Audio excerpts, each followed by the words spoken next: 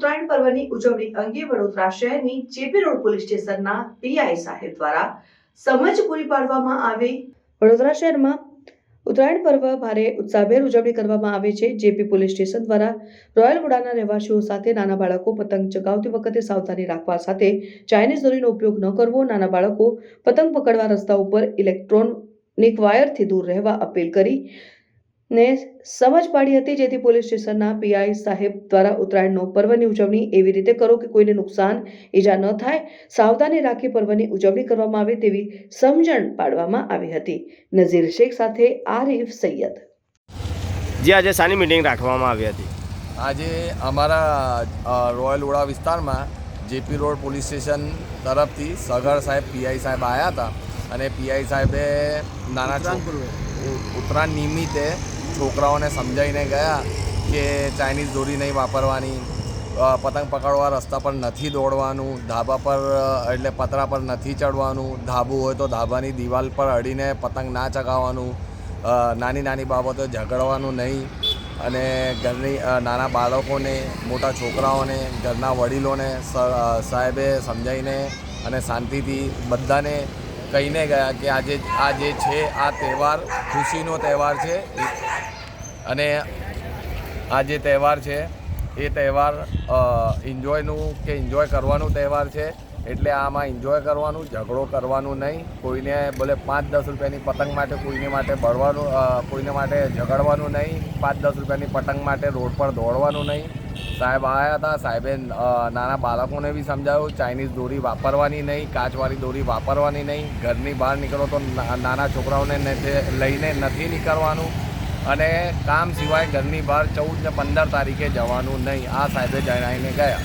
શું નામ તમારું? મારું નામ પરવેશ શેખ, રોયલવુડા।